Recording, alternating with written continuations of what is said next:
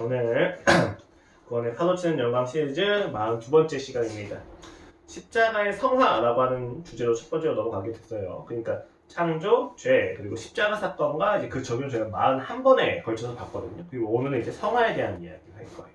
특히 성화의 본질로 거룩하신 성령님에 대해서 이야기를 해보고자 합니다. 그래서 십자가의 성화라고 하는 주제를 가지고 오늘 베드로전서 1장 1절로 2절 말씀을 함께 보도록 하겠습니다.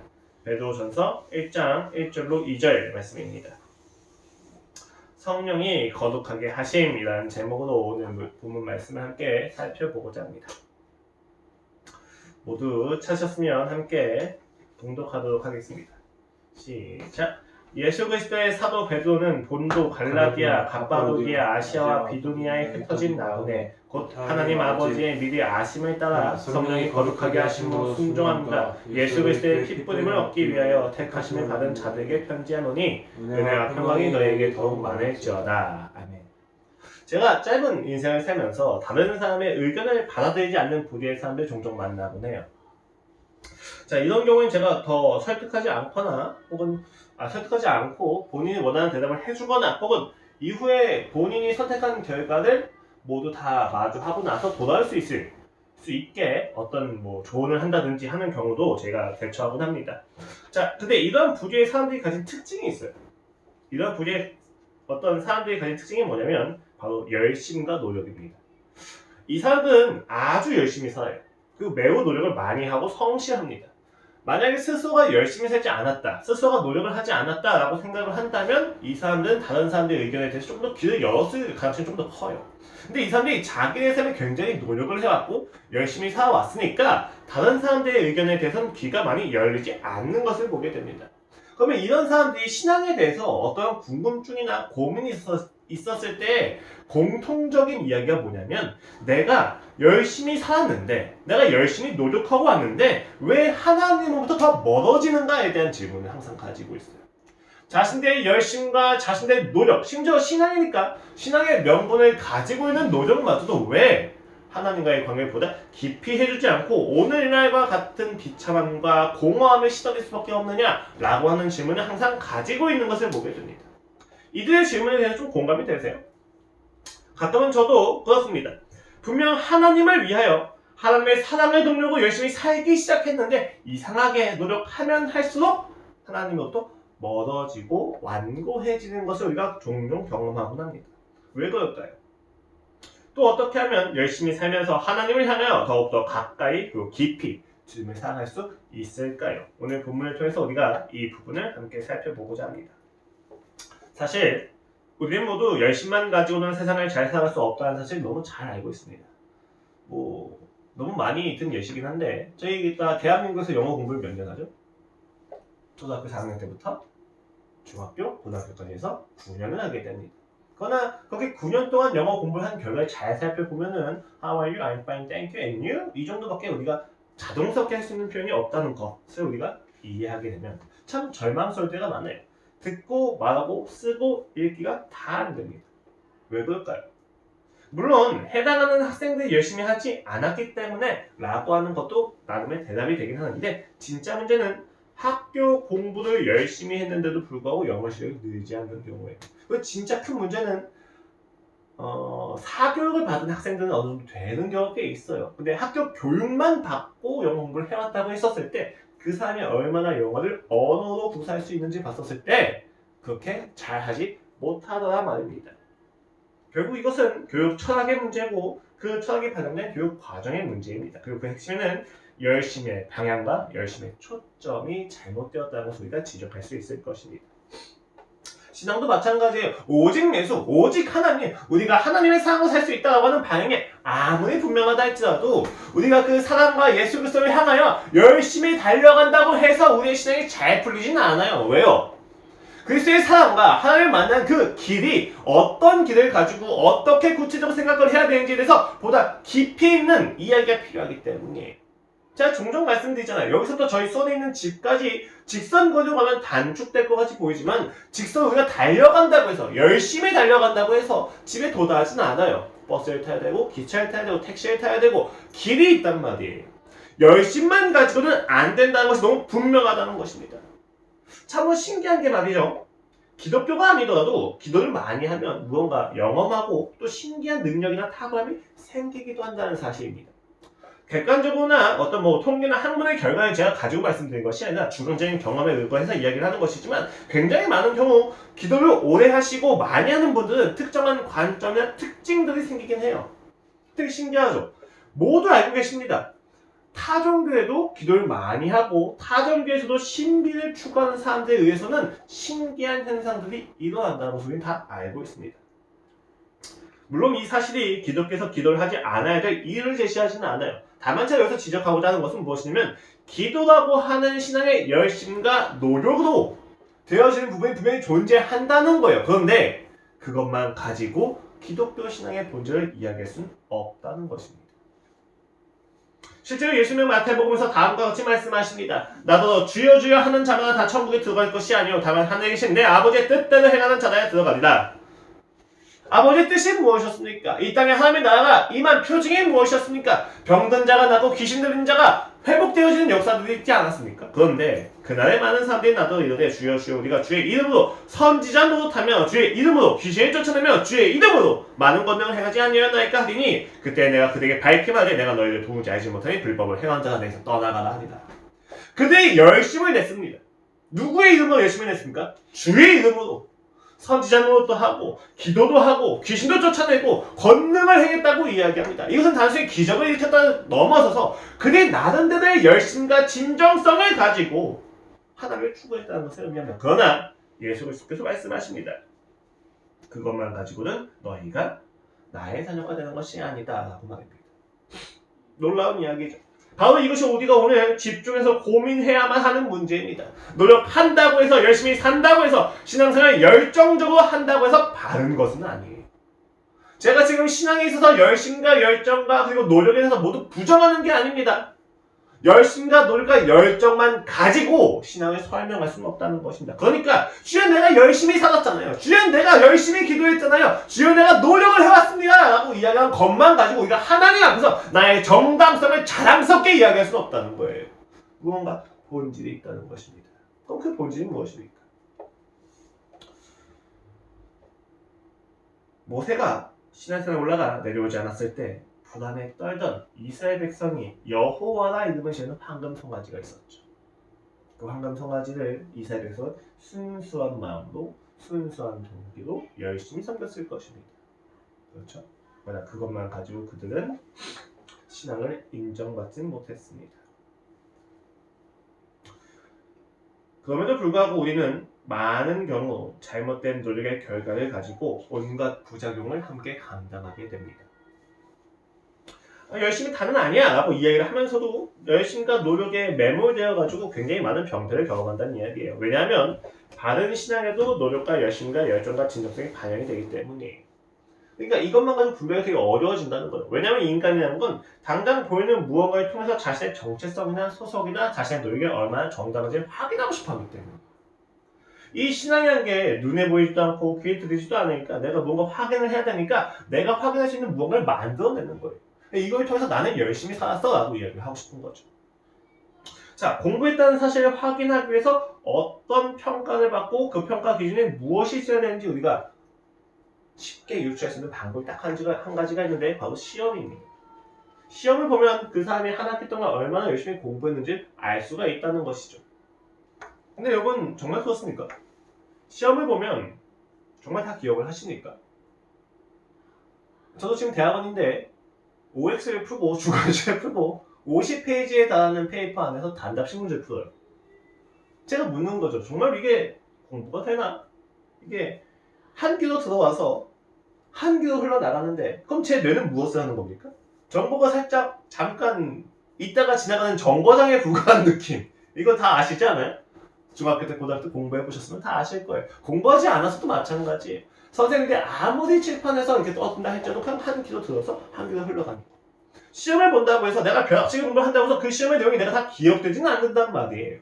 시험이 적절한 평가의 기준이 아니라는 것을 의미한다는 것입니다. 그렇다면 내가 공부에 얼마나 많은 시간을 투자했는가가 평가 기준이 될 수 있을까요? 그렇지도 않을 거예요. 부분적으로 반영될 수는 있겠지만 그가 공부한 내용을 정확히 이해하지 못한 상태에서 시간의 비중이나 헌신의 정도가 얼마나 높다를 가지고 그가 열심히 공부했다고 판단할 수는 없을 것입니다. 이런 것처럼 기독교 역사 속에서도 잘못된 노력과 잘못된 노력의 기준이 있어 왔습니다. 성화라고 하는 거가 예수를 닮아가는 것 혹은 거룩함에 참여하는 것으로 의미하는데 이 성화에서 인간이 해야 할 노력에 대한 잘못된 이해가 교회 역사 속에서 반복이 되어 왔다는 거예요. 예컨대 이런 질문들과 함께 성화에 대한 잘못된 이해가 넘쳐나기 시작합니다. 원죄와 예수 그리스도를 믿기 전까지의 자범죄는 침례를 통해서 모두 해소가 됩니다. 혹은 유아세를 통해서 원죄가 해소가 된다고 그들은 믿어왔었어요. 자, 그러면 침례 이후에 지은 죄는 어떻게 합니까? 이거에 대해서 어떤 교부는 3번까지는 괜찮다 라는 등의 이야기를 하고 너희는 안 되는데 나는 죄를 지어도 된다 라고 하는 등의 이야기가 있어 왔었어요. 실제로 교회 역사 속에서. 되게 웃긴 거죠. 이래가지고 많은 사람들이 혹은 교회가 카톨릭 교회가 당시에 내놨던 답이 고해성사였습니다. 면죄부였던 것이고 좀 이상한 거죠. 그러니까 지금 기준이 잘못된 거에 대해서 이야기했지만 또 이런 논쟁도 있었어요. 산상수훈을 문자 그대로 다 실천한 것이 가능하냐? 아니면 이 산상수훈이 애초에 지키지 못할 것을 가정해서 주신 것이냐에 대한 논쟁도 많이 있어 왔습니다. 그래서 어떤 그룹은 산상수훈을 문자 그대로 실천하기를 원합니다. 그래서 그것을 실천하기 위해서 공동체가 모여서 만들어진 게 메노나이트나 아미시나 프로토나이트라고 하는 재침례교회 이야기이기도 합니다. 그렇다면 완전 성화는 가능하냐? 성화가 완벽하게 이 땅에서 구현될 것이 가능하냐에 대한 이야기도 이 땅에서 굉장히 많이 있어서 왔어요. 그거에 대해서 가장 강력하게 주장한 사람이 존 웨슬리. 그 사람 완전 성화가 가능하다고 믿었기 때문에 그렇게 살아왔습니다. 되게 재밌죠, 여러분? 이러한 논의는 모두 다 성화를 이루기 위한 방법이 무엇인지 그 기준이 무엇인지에 대한 논의의 결과로 나온 이야기예요. 우리가 그래서 예수를 믿고 나서 그 믿음 이후의 여정에서 우리가 얼만큼 거룩해져야만 하는지에 대해서 무엇을 가지고 확인할 거냐에 대한 논의의 핵심이 이런 질문들을 만들었다는 것입니다.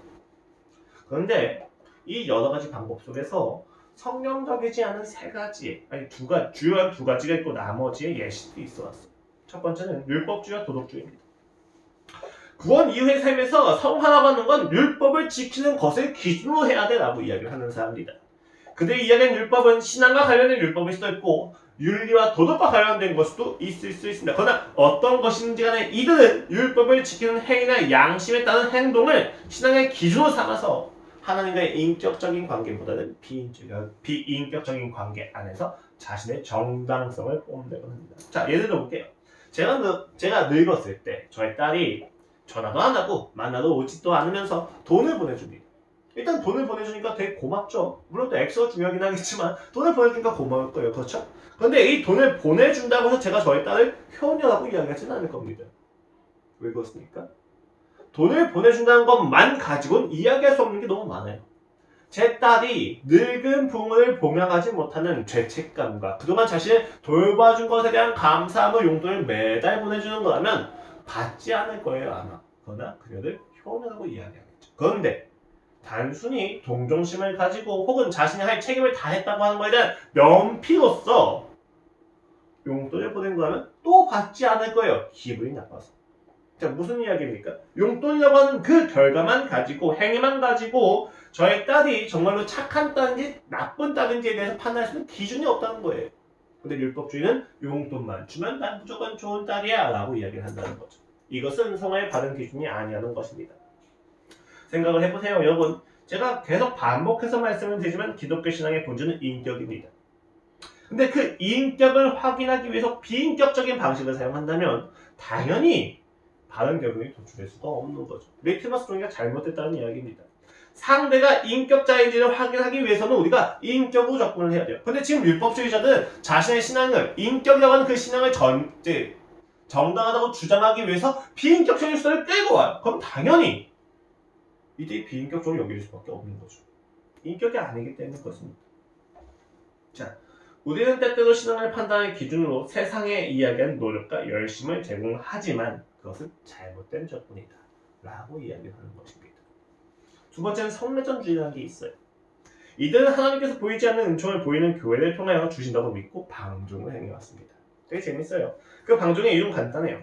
교회가 베푸는 7가지의 성례가 인간을 충분히 거룩하게 만든다라고 생각을 하고 있기 때문입니다. 심지어 개인의 믿음과 의지 여부와는 상관없이 그 성례의 진행에 참여하기만 하면 그 은혜가 부여된다라고 믿어요. 이것을 은혜주의자라고 이야기해요. 그래서 실제로 카톨릭 같은 경우는 처음에 최근 200년 전까지는 사제들이 라틴어만 가지고 설교를 했죠. 그럼 일반 성도들이 라틴어를 알까요? 모를까요? 모르죠. 모르는 상태에서 예배에 참석해서 라틴어, 내가 알지 못하는 언어로 설교를 해도 괜찮아요. 왜요? 그냥 거기에 참여해서 듣는 것만 가지고도 은혜가 주입되기 때문에. 이게 카톨릭의 사상 중에 하나가 있었어요. 이들은 그렇기 때문에 자신의 스스로의 노력과 열심을 포기해버립니다.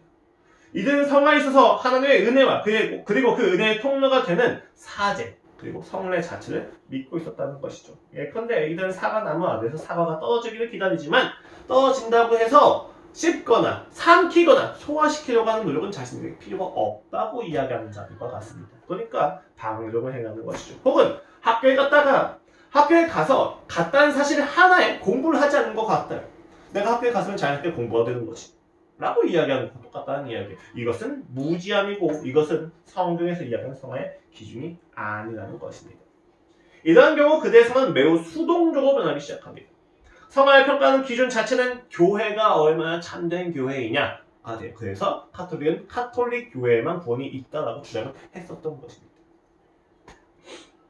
대표적인 예시로 고해성사나 면죄부 등이 있죠. 물론 여러분 고해성사라고 이야기하는 게 죄를 고백하기만 하면 죄가 없어진다고 하는 논리로 가지는 않아요. 죄를 고백하고 사제가 용서해준 다음에 보석행위라고 시켜요. 네가 이만큼 잘못했으니까 이렇게 윤리적인 도덕적인 행동을 하면 네가 조금 더 나아질 거야 라고 이야기를 하는 거죠. 그러나 본질적으로 자신들의 신앙에 있어서의 성숙을 상대한테 의존시키고 있다는 점은 동일합니다. 그러니까 신앙이 수동적으로 변할 수밖에 없고 그 성화가 방종을 향할 수밖에 없는 것입니다. 자, 크게 율법주의와 성례전주의를 이야기해서 둘 다 성화의 바른 기준은 아닌 것처럼 보이죠? 너무 명확합니다. 그 외에도 굉장히 많이 있어요. 수도원주의도 있죠. 수도원주의는 뭐예요? 자신의 성화를 어디서 확인합니까? 세상으로부터 얼마나 멀리 떨어져 있는지를 가지고 확인을 하는 게 수도원주의예요. 근데 여러분 멀리 떨어졌다고 해서 하나님과 가까운 건 아니에요. 두 번째로 여러분 지식주의도 있을 수 있습니다. 신앙에 관련한 지식과 정보가 있다는 사실에 만족을 해버린 거죠. 뭐 철학적으로 주지주의라고 이야기해서 알면 행한다 라고 하는 어떤 논리를 가지고 있는데 안다고 해서 다 행하지는 않아요. 그렇죠? 안다고 해서 행한다고 생각하는 것은 인간에 대한 어떤 무지와도 가깝습니다. 무지에 가까운 이야기죠. 자, 상술된 여러 성화의 방식들은 모두 잘못된 방식이에요. 율법으로는 교회의 성례와 사제로는 그 물리적인 벗어남으로는 그 지식으로는 신자가 성화되지 않습니다. 물론 이들 자체 다 부정하지는 않아요. 이거 다 필요한 이야기예요. 그런데 이것만 가지고 성화를 이야기할 수 없다는 것이고 우리가 참된 성화의 이야기를 할 때 기준으로 삼을 수가 없다는 것을 이야기합니다. 그렇다면 도대체 어떤 성화의 방법을 통해서 우리가 성화를 추구해야만 하느냐에 대해서 이야기를 하는 거죠. 이 질문을 대답하기 위해서 우리는 가장 먼저 성화가 무엇인지에 대해서 먼저 살펴봐야 합니다. 먼저 성화라고 하는 것은 성령께서 구원받은 죄인을 죄의 부패에서 깨끗하게 하시며 그의 전 본성을 하나님의 형상으로 갱신하여 죄인이라고 선한 일을 할 수 있게 하시는 성령의 은혜, 그리고 그 은혜의 계속적인 작용을 이야기합니다. 서술이 너무 길죠? 쉽게 이야기 드릴게요. 하나님이 거룩하셔요. 거룩하신 하나님 때문에 우리에게 거룩을 명령하십니다. 그것이 성화예요. 그 거룩에 참여하는 것이 성화예요. 레위기 11장 44절 말씀입니다. 나는 너희의 하나님이 되려고 너희를 애굽 땅에서 인도해낸 여호와라. 내가 거룩하니 너희도 거룩할지어다. 이게 성화의 모든 요체입니다. 본질이죠. 그런데 문제는 무엇이 거룩한 것이냐라고 하는 것에 대한 해석이 분분해진다는 것입니다. 유대인들은 이 거룩을 포기 이전까지는 할례나 성전을 중심으로 한 이스라엘 백성의 언약이라고 생각을 해왔어요.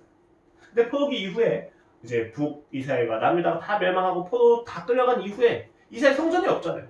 그렇죠? 그런 상태에서 자신의 거룩함을 어떻게 다시 해석을 했냐면 우상 숭배를 하지 않고 유일신 하나님을 믿는 것과 그 모세 오경에 담겨져 있는 십계명을 지키는 것이 우리의 거룩함이다 라고 율법주의를 받기 시작합니다. 왜냐하면 이전까지의 거룩함은 뭐였어요?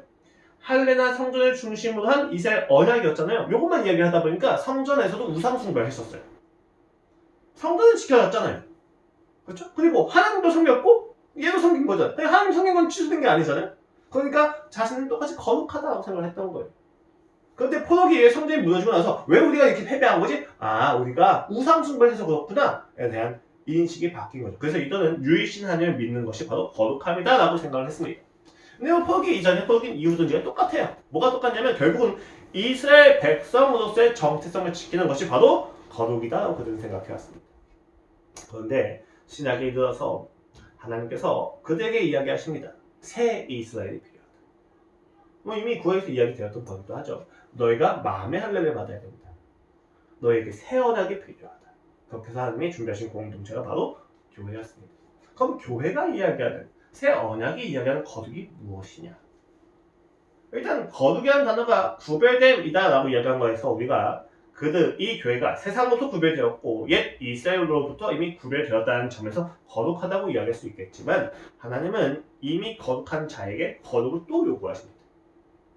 이미 교회는 그 정체성에서 이미 구별된 자예요. 그렇죠? 예수 그리스도를 믿었으니까. 예수 그리스도가 우리의 주인 되었다는 점에서 이미 구별된 자인데 이렇게 구별된 자에게 다시 거룩을 이야기하세요. 베드로전서 1장 15절 16절 말씀이에요. 오직 너희를 부르신 거룩한 이처럼 너희도 모든 행실에 거룩한 자가 되라. 기록되었을 때 내가 거룩하니 너희도 거룩할지어다 하셨느니라. 아까 이야기했던 레위기의 말씀을 다시 재인용을 하면서 베드로가 얘기하는 바는 뭐냐면 이미 교회는 거룩해요. 근데 이 거룩한 자들에게 다시 한번 얘기하는 거예요. 야, 하나님이 거룩하시니까 너희는 더 거룩해져야 돼 라고 얘기한다는 거죠. 이미 거룩한데 뭘 또 거룩해집니까? 라고 하는 질문이 생길 수가 있다는 것입니다. 이는 우리가 이미 구원받은 존재이고 앞으로 반드시 구원을 받을 거라고 하는 소망을 같이 전제해 두고 있는 거예요. 그렇죠? 과거 예수 그리스도의 십자가 사건이 이미 완벽하게 이루어졌습니다. 그리고 우리는 종말에 반드시 구원을 받을 것입니다. 그리고 이 현실 속에서 과거에 대한 확신과 미래에 대한 소망을 우리가 살아가는 것이죠. 그런데 하나님은 우리의 현재를 다루십니다.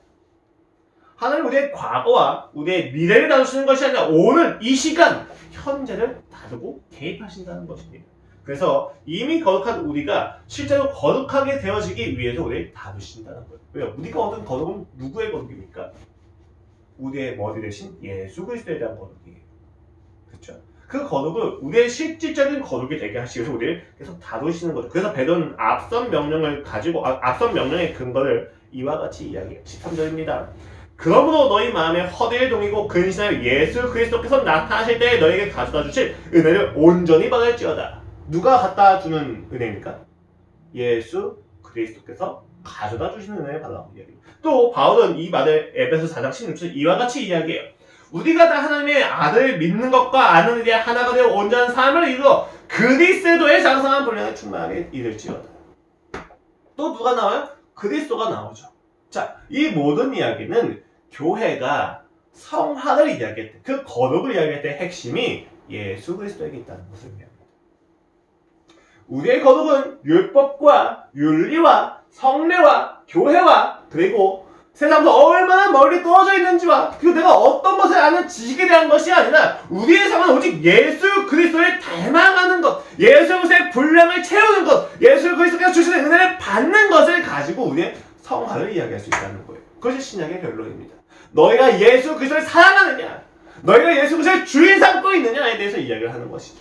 이것이 성화의 본질입니다. 우리의 구별됨은 행위도 인격도 믿음의 정도도 아니라 우리가 믿고 있는 대상이신 예수 그리스도께 있어요. 우리가 이 세상도 구별되는 유일한 이유는 우리가 그들과 인격이 다냐? 아니요. 우리가 그들과 윤리가 다냐? 아니요. 우리가 그들과 믿는 대상이다라는 것에 있습니다. 우리가 누구를 믿습니까? 예수 그리스도를 믿습니다. 그것이 우리의 성화라는 것입니다. 오직 예수 그리스도를 믿고 구원을 이루신 그의 사랑을 닮아가는 것만이 성화의 본질이라고 성경은 이야기하고 있습니다. 여기서 율법과 교회와 세상과 지식도 완성이 되는 거예요. 예수 그리스도가 없는 상태에서 율법은 자기 증명이었는데 예수 그리스도를 믿는 상태에서의 율법은 주를 더 사랑하는 결과로 이루어집니다. 또 교회의 의식, 성례전이나 사제에 대한 것도 마찬가지예요. 교회의 의식이 본래 나 자신의 완성을, 나 자신의 정당을 이야기할 근거나 정당성의 기초가 되었던 걸로 이용되었는데 예수를 믿으니까 이 의식 자체가 간격이 됩니다. 그 사제는 함께 예배드릴 동역자가 되는 것이죠. 또 세상으로부터 구별된다고 하는 수도원주의는 이제 물리적인 거래를 넘어서 실제 사고방식과 질서의 차이로 나타나게 되고, 지식은 드디어 아는 것을 넘어서 살아내는 동력으로 나아가게 된다. 간파가 있기 때문이죠.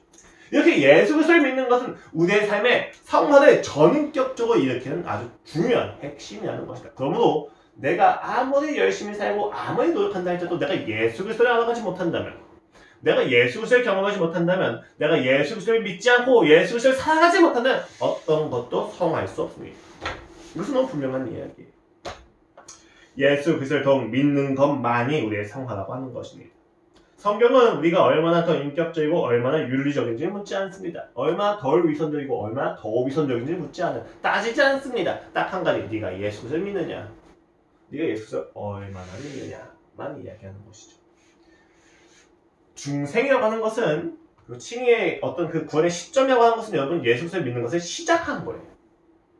그럼 나머지 영역이 굉장히 많아요. 그러니까 우리의 김영록이라고 하는 내 자아의 나라에 수도권은 이미 다 정복이 됐어요. 더 이상 지휘체계는 없는 거죠. 예수 그리스도밖에. 근데 나머지 지방은 이미 아직도 김영록이 주인이라고 믿고 있는 세상이 있다는 말이에요. 그럼 이 세상에서 조금씩 우리의 믿음이 확장되어지는 것이 바로 성화예요. 그래서 우리의 전 인격의 모든 영역에서 내가 주님만을 주인으로, 예수 그리스도의 주인으로 고백하는 것이 성화라는 이야기예요. 제가 지금 되게 잘난 것처럼 이야기를 하지만 제가 여전히 돈에 대한 부분에서 하나님의 주인이 아닌 부분이 있어요. 그래가지고 제가 돈을 쓰는 것에 대해서는 조심히 하지만 이 돈을 빌리거나 신용카드를 쓴다거나 하는 부분에서 불안이 여전히 있단 말이죠. 이 불안을 다루시는 이유가 뭐예요? 지금 김용록의 나라에서 돈이라고 하는 그 지방 도시의 주인이 여전히 김용록이라는 걸 의미하는 거예요. 그 부분에서 하나님은 이제 그 돈의 영역에서 내가 너의 주인이 되어줄게 라고 하시는 것이고, 그 안에서 내가 신실하신 하나님의 사랑과 그 계획 안에서 항복을 해서 주여 이 모든 것을 주께 드립니다 라고 이야기했을 때 나의 김용록의 돈이라고 하는 지역은 드디어 믿음의 확장이 돼서 예수님의 주인이 되신다는 거죠. 이것을 우리가 성화라고 이야기한다는 것입니다. 얼만큼 예수 그리스도를 믿고 계십니까? 우리의 영에서 얼만큼 하나님이 왕이십니까? 안타깝게도 여전히 저는 제가 주인이 나아가지 많이 있어요. 지역. 그래서 노력을 해야 돼요. 성화가 얼마나 깊어졌느냐? 그 지표는 이것입니다. 우리의 영에서 얼만큼 예수 그리스도가 통치하고 계시느냐. 이 부분이 성화의 핵심이라는 것입니다. 문제는 어떻게 더 예수님을 믿고 사랑할 수 있느냐라는 이야기일 것입니다. 자, 여러분, 예수 그리스도의 십자가 사건은 과거죠. 그 과거는 이제 오게 될 미래의 종말에 대해서 확신할 수 있는 기초가 되어집니다. 과거가 있고 종말, 미래가 있어요. 자, 그럼 이 현재 속에서 우리가 예수를 더욱더 믿기 위해서 필요한 건 뭐냐면 이 과거에 일어났던 예수의 십자가 사건을 끊임없이 상기하면서 기억하면서 앞으로 올 미래를 더욱더 소망하는 것입니다. 그렇죠? 그럼 이거는 무슨 얘기냐면 여러분, 우리가 현재 살아가지만 우리가 초월적으로 살아야 된다는 의미예요. 사실 이 땅에 있는 모든 인간이 영적이다라고 하는 의미는요, 이런 의미에서 초월적인 거예요. 왜요? 인간은 현실만 살지는 않습니다. 인간의 생각을 잘 생각을 해보세요. 우리는 이 땅에서 육체를 입고 있기 때문에 내가 가고 싶은 데 갈 수가 있어요? 없어요? 없죠. 당장 제가 미국 가고 싶다고 한 번에 딱 1분 하면 바로 미국 갑니까? 못 가요. 초월적이지가 않은 거예요. 그런데 제 생각은 영적이어서 육체에 제한되지 않습니다. 초월되어 있는 거예요. 그래서 영은, 이 생각은 어디까지 가요? 1초 만에 미국까지 다녀와요. 혹시 뭐 바로 미국인지 아닌지 우리가 알 수가 없겠지만 제 생각은 마음대로 다닌단 말이에요. 이 생각은 영적인 거고 초월적인 내용을 가지고 있어요. 그래서 우리가 어떤 초월의 내용을 항상 공유하냐면 과거에 대한 기억과 미래에 대한 기대를 가지고 우리가 이 땅에서 현실에 살아간단 말입니다. 세상도 마찬가지예요. 세상도 영적인 거예요. 아무리 영을 부정하고 아무리 유물론자들이 자기들이 막 마음대로 생물학적인 결과이다, 뭐 신의 뜻 간의 정기적인 어떤 신의 교주이다 이렇게 이야기해도 다 거짓말이에요. 왜요? 다 자기들 이상의 이 현실 넘어서를 이야기하거든요. 그렇죠? 자, 그럼 생각을 해보세요. 기독교 신앙의 신자들, 신앙을 가진 신자들이 생각할 과거가 무엇입니까? 내가 얼마큼 상처받았다, 내가 얼마큼 부도했다가 아닙니다. 우리가 생각해야 될, 끊임없이 상기해야 될 과거는 예수 그리스도께서 2000년 전에 죽으셔서 나를 위하여 죽으시고 나를 위하여 부활하셔서 그 구속을 이미 다 이루셨다는 사실입니다. 이미 그 사랑이 내게 확증되었다는 사실입니다. 그리고 이것이 확실해지면 확실해질수록 우리의 미래에 오게 될 하나님의 나라에 더욱더 확신하게 된다. 왜요? 내 자신의 독생을 죽이시기까지 하시는 하나님의 사랑이 너무 진하기 때문에 야, 이 상형 반드시 오실 거야 라고 하는 소망으로 바로 이어지기 때문에 이것을 행하게 하신 이가 바로 성령님입니다. 그래서 베드로전서 1장 1절로 2절 인사말에 이와 같이 이야기합니다. 성령이 거룩하게 하심으로 라고 되어 있죠. 거룩하게 하시는 것을 성령이 하신다고 이야기, 성령이 주체가 된다고 이야기를 하고 있습니다. 왜요? 성령님만이 우리의 그 영을 과거에 예수 그리스도가 하는 사건을 이어주시고 성령님만이 우리도 하여금 미래의 하나님 나라의 완전한 통치를 소망하게 해주기 때문입니다. 당시 베드로 전서의 청중은 흩어진 나그네들이 유대인이냐 이방이냐 둘 다 섞여 있다고 보여집니다. 그러니까 이런 거죠. 당시에 소아시아 전반에 예수 그리스도를 믿는 성도들이 흩어져 있었어요. 왜냐면 당시가 네로의 박해가 극심했던 때예요. 그래서 로마에 있던 성도들이 특히 유대인들이 유대인뿐만 아니죠. 예수를 믿는 모든 이방인과 유대인들이 네로의 박해 때문에 다 흩어져요. 소아시아 전반. 자, 그럼 이들은 과거에 예수 그리스도를 믿고 있고 앞으로 올 하나님 나라를 믿고 있는데 자신의 현실이 이해가 됩니까? 안 됩니까? 안 되는 거죠. 우리가 왜 더 많이 극심하게 박해를 받아야만 하는가에 대한 회의와 원망 속에서 현실에 매몰되어져 가고 있었을 때 베드로가 쓴 편지가 베드로전서입니다. 뭐라고 이야기합니까? 나그네라고 이야기하죠. 되게 웃기지 않습니까? 그들이 나그네라는 표현 두 가지를 이야기합니다. 이 땅이 그들의 나라가 아니다. 그리고 너희가 반드시 가야 할 고향이 있다. 그들의 고향이 따로 있다는 거예요. 그 고향이 어디예요? 하나님의 나라고 이야기합니다. 그러니까 무슨 이야기냐면 현실의 기준과 세상의 기준을 가지고 너희의 신앙과 이 신앙의 반응, 옳고 그름을 판단하지 마라 라고 이야기하는 거예요.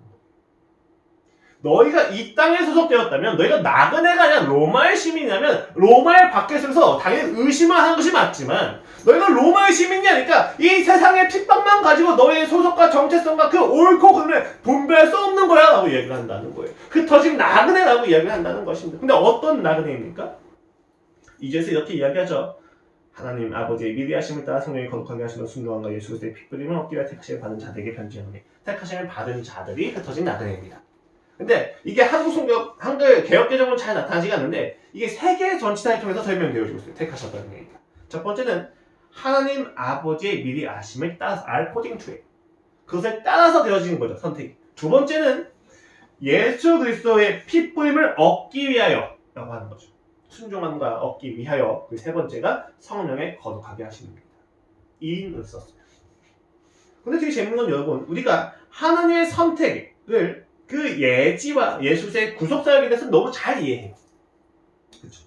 하나님께서 우리를 위해서 계획을 하셨다. 너무 잘 알고 있죠. 예수께서 그 계획을 실천하셨다. 너무 잘 알고 있어요. 그런데 성령님이 우리를 실제로 거룩하게 하신다는 거에 대해서 우리가 무지하단 말이에요. 이것에 무지하니까 우리가 뭘 안 하냐면 기도하기를 꺼려하기 시작합니다. 하나님이 하시니까 예수 그리스도가 하시니까 내가 알면 그만이지라고 생각하는 거예요. 아니에요.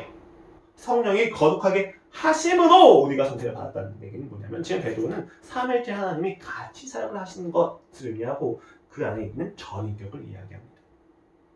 하나님에 대한 지식이 있고 예수 그리스도를 통해서 우리가 감정을 얻었다면 우리는 성령님을 통해서 의지에 다시 한번 복돋아야 된다는 이야기를 하는 거예요. 그럼 성령님의 거룩하게 하심이 무엇입니까? 왜 성령이 중요한 것입니까? 여러분, 성령님은 신전을 죄의 부패에서 깨끗하게 하시는 방법으로 과거의 십자가를 조명하여 주시고 미래의 종국적으로 임할 하나님의 영광을 실제로 경험하게 해줍니다. 이 땅에서 기도하는 가운데서 하나님과 교제하는 게 그런 거예요. 제가 그래서 이런 표현을 가끔 쓸 때가 있어요. 순간에 잇대어 영혼을 꿈꾼다. 기도하는 순간에 하나님과 만나는 경험을 하게 되었어요. 만난다고 하는 경험은 구체적으로 하나님의 뜻과 하나님의 생각과 하나님의 감정이 내 안에 조명되어지는 것을 의미합니다. 이것을 우리가 만난다고 이야기하면 왜? 만나면 인격을 교류하니까. 그러니까 이렇게 만나게 되었을 때 우리 안에 영원한 나가 펼쳐져요. 이 영원한 나가 얼마나 위대하냐면 이 땅에서 나를 강압하고 힘든 세상의 규제 다 쓸모없게 느껴질 정도로 위대한 거예요. 이것을 누가 하시냐? 성령님이 하신다고. 초자연적이고 초월적인 이야기입니다. 성령님이 이 땅에 임하시고 우리의 삶에서 역사하신다면 내가 그 성령을 의지했을 때 우리의 삶에서 끊임없이 반복되어지는 것은 내가 과거에 대해서 생각할 때 예수 그리스도의 십자가 사건이 보이고 미래에 대해서 기대할 때 하나님의 나라의 영원한 영광이 보인다는 것입니다. 이렇게 두 개가 보이게 되면 우리의 현실이 달라져. 우리의 현실은 원래 어떤 현실입니까?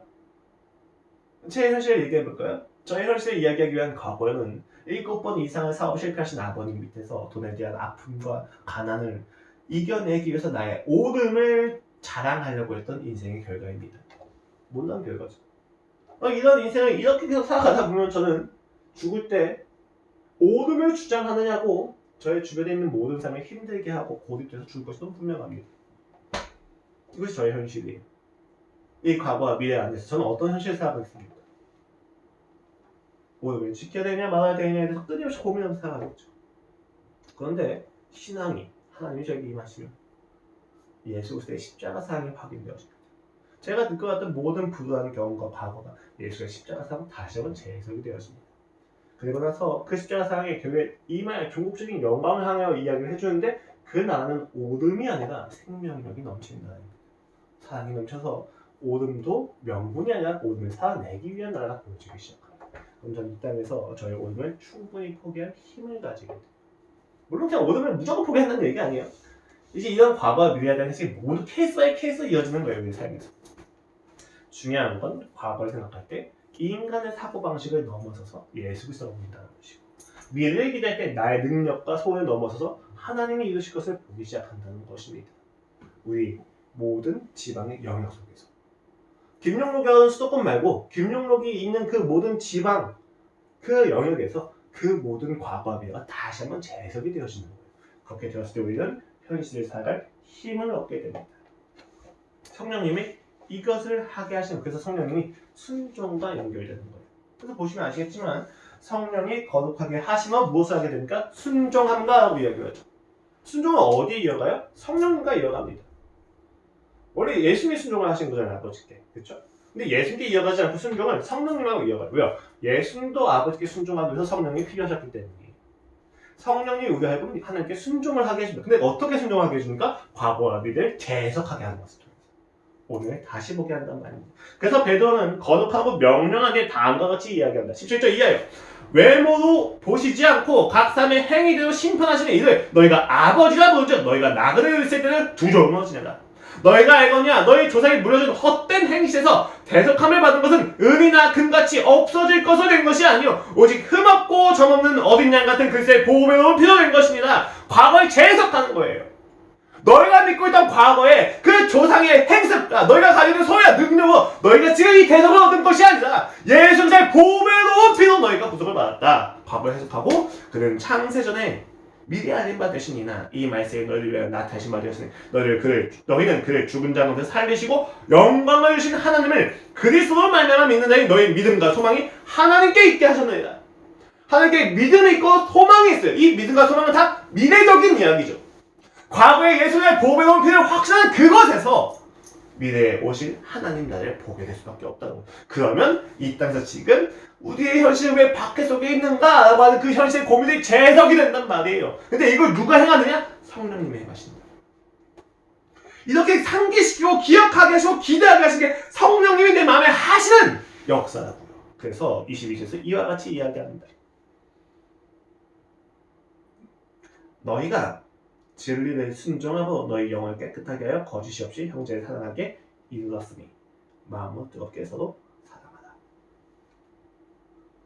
성령님이 우리의 삶에서 과거를 해석하시고 미래를 소망하게 하신 다음에 이 땅에서 우리에게 구체적인 이 현실에서 구체적으로 순종하게 하신 영역이 바로 뜨겁게 서로 사랑하는 것입니다.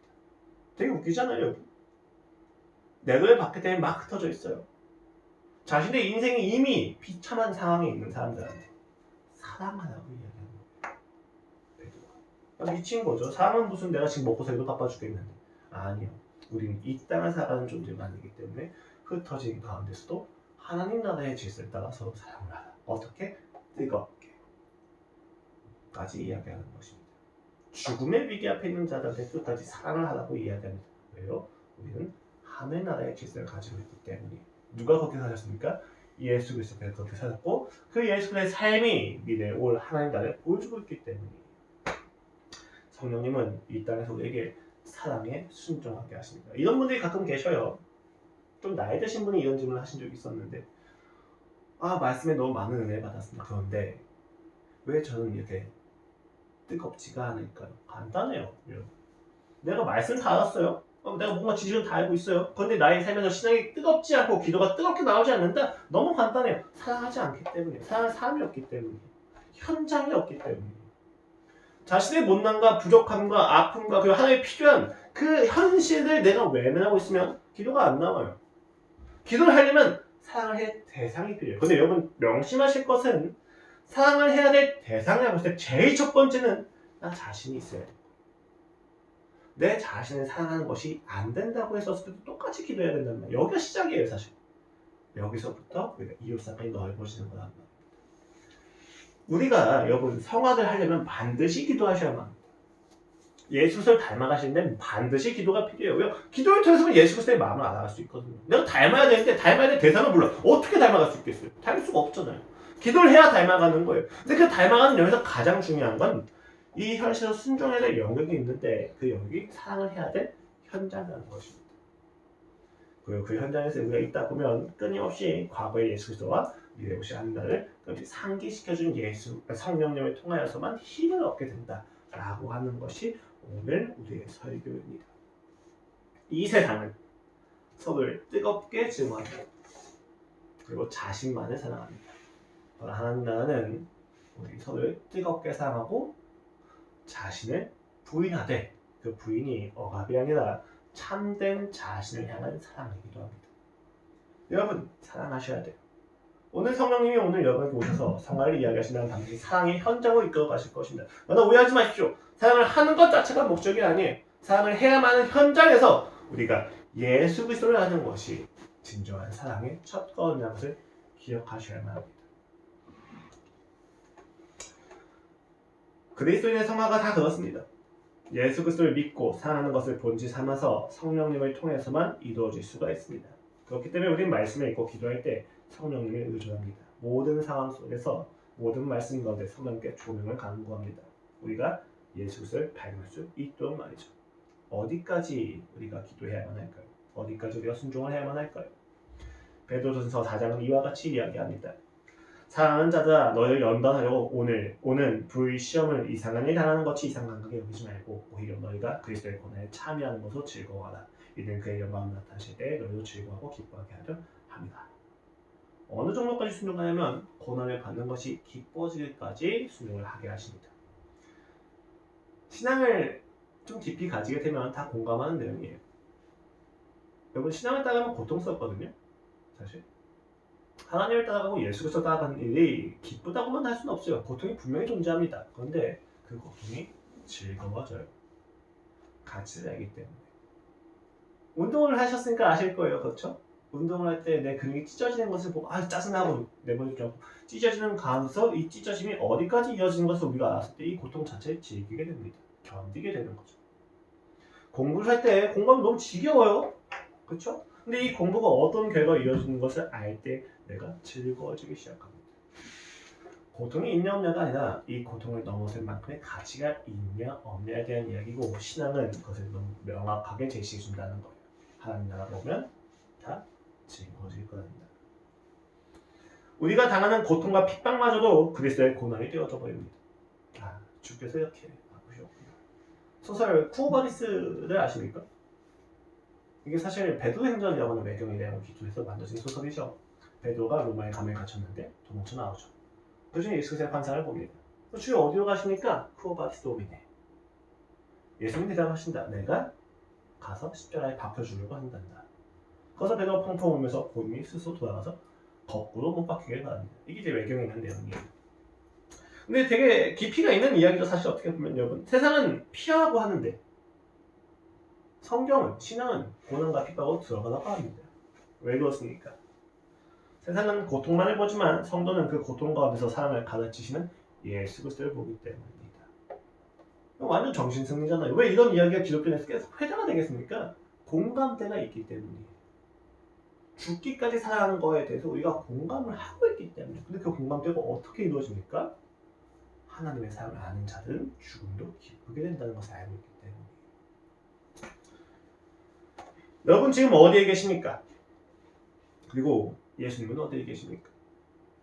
계신 그 자리에서 성령님을 의존하여서 예수님이 계신 곳을 찾으셔야만 합니다. 정말로 간절하게 권면드리는데 기도하셔야만 해요. 저도 마찬가지입니다.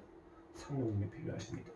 우리의 현실 속에서 그 세상의 노도와 같은 사고방식으로부터 내 안에 신앙을 지키기 위해서 우리는 반드시 기도해야만 합니다. 성령님께서 매 순간 나의 삶에 예수 그리스도의 그 죽음과 사랑과 그리고 하나님 나라의 영광을 보여주지 않는다면 우리는 현실을 세상적으로 살 수밖에 없기 때문입니다. 그리고 삶의 현장을 찾으셔야만 해요. 만약에 기도하지 않는다면 예수님을 믿을 수 없을 것이고, 만약에 기도하지 않는다면 예수님을 사랑할 수가 없을 것입니다.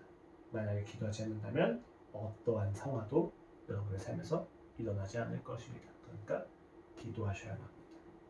예수님을 만나시고 예수님을 믿으시고 예수님을 사랑하십시오. 여러분이 있는 그 모든 현장에서 예수님이 발견되셔야만 합니다.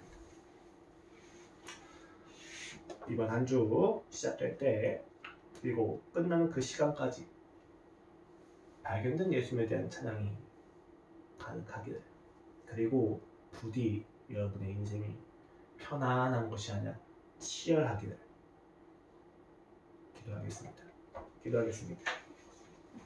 하나님 아버지 감사합니다. 우리의 삶이 잠도 피도하고 비참하고 핍박 가운데서 어려울 때가 너무나도 많습니다. 그러나 주님, 우리는 압니다. 이 핍박 속에서 비루함과 비참함이 우리의 인생의 결론이 아니라는 것을 너무 잘 알고 있습니다. 주여, 우리가 예수 그리스도의 사랑으로 신자가 되었고 그 사랑이 우리로 하여금 하나님 나라를 바라보게 합니다. 아버지, 우리의 인생에 주어진 모든 현실 속에서 예수님을 믿게 하여 주시옵소서. 내가 여전히 예수님이 사랑하지 못하는 것을 아오니 더욱 사랑하게 하여 주시옵소서. 아버지를 더욱더 바랍니다. 더욱 기도하게 하시고 성령님께서 반드시 도우실 것을 간절히 기도합니다. 함께하여 주시옵소서. 도와주시옵소서. 새내교회에 임재하여 주시옵소서. 그 뜨거운 물로 임하시어 하나님이 아닌 모든 것을 불살라 하나님만이 남게 하여 주시옵소서. 감사합니다. 주님. 예수 그리스도의 이름으로 기도드렸습니다.